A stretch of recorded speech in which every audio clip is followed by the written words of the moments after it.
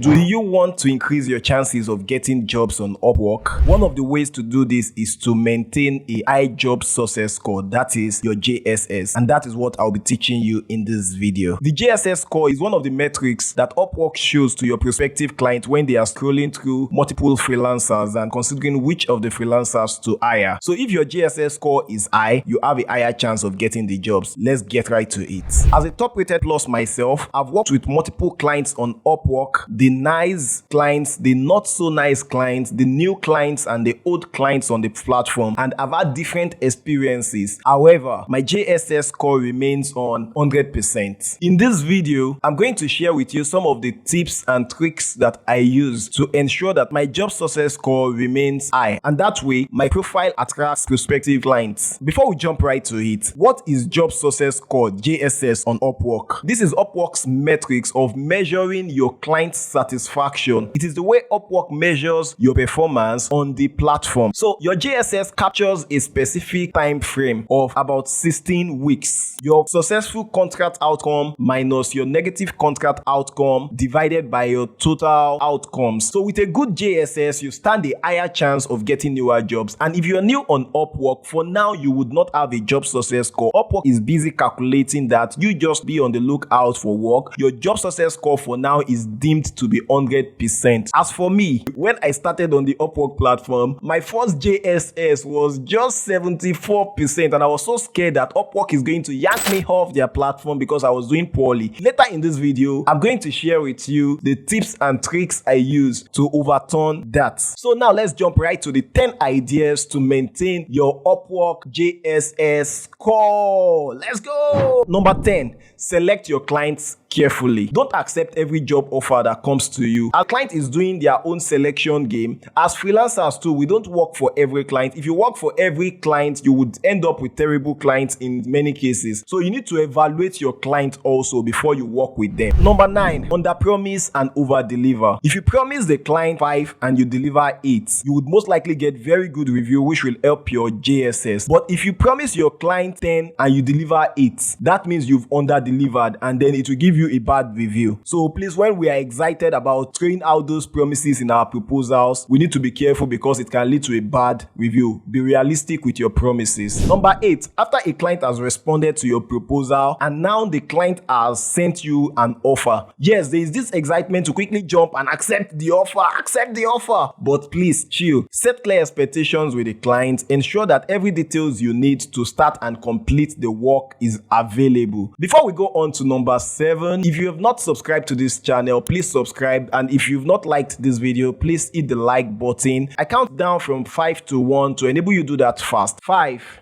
4, 3, 2, 1, go. Number 7, be quick to deliver your job. If you promise the client 4 days, try your best to deliver in 3 days, provided you are not compromising quality for speed. Ensure your turnaround time is fast. Most clients are concerned about how early you deliver the job. Number 6, in reality, sometimes you can't deliver the job as fast as you promised, and sometimes things come up like your laptop crashing or a family emergency. Something can come up. The most important thing you should do in that situation, so as to avoid a bad review, is to communicate with the client as soon as you are settled, not on the day that the client is expecting delivery. For example, I gave somebody a job to do for me on a freelance platform, gave this person 4 days to deliver the job, which he accepted, and then 4 days passed and this job was not delivered, and it was when I asked that, how far? I've not gotten the job. That was when he was telling me I should please give him 1 more day. It wouldn't have been much of a big deal if he had communicated to me on the 3rd day that he won't be able to deliver on the 4th day, so I can make adjustments. Even unfortunately, that particular video was needed for an event that is happening on the 4th day, so I trusted that he's going to deliver because I saw many good reviews on his platform. But unfortunately, it didn't meet up, and I wasn't happy with that. I didn't give him a bad review because I'm a freelancer too.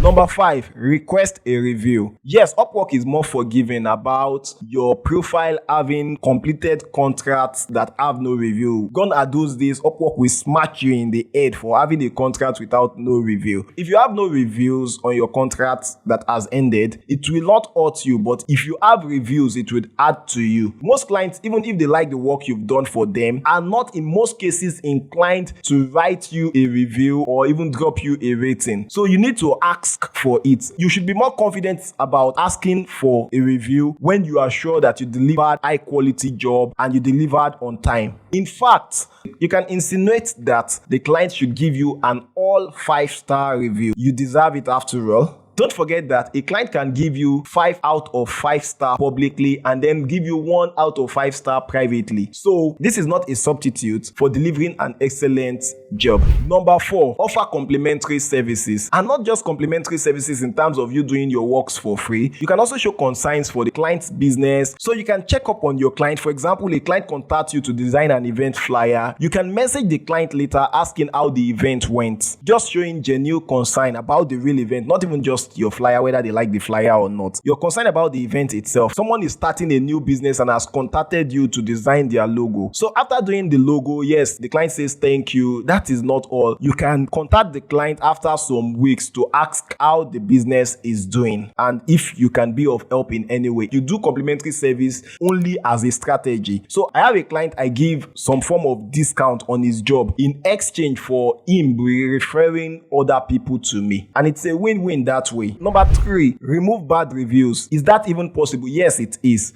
You can actually message Upwork and ask them to remove a bad review on your profile. However, this is not open to everybody. This is open only to top rated plus, and expert vetted. So if you are not a top rated for now, don't worry, you will get there. I have compiled a playlist here that would help you with tips to become a top rated. Just watch that after this video. Number 2, close completed jobs. There are some jobs that you've completed. Okay, for example, I did a funeral video for a client and then the client may not need my service in a very long time. It won't be the best for me to just leave that contract open. So what I do is this. I send the client a message thanking them for patronizing me, and then I tell the client that if you would be having any new job for me within the next 3 weeks, we can leave the contract open. But if you wouldn't be having a job for me within the next 3 weeks or more, kindly close the contract. And if you have a new job for me later in the future, we can always open a new contract. I will be available for that. So when you go to people's profile, you would see contracts in progress. So some people have 10, 11 contracts in progress, and these are contracts that they've completed but did not close. Prospective clients come to your profile and they think you are very busy when you are actually scouting for new jobs. So you don't want to create a wrong impression for your prospective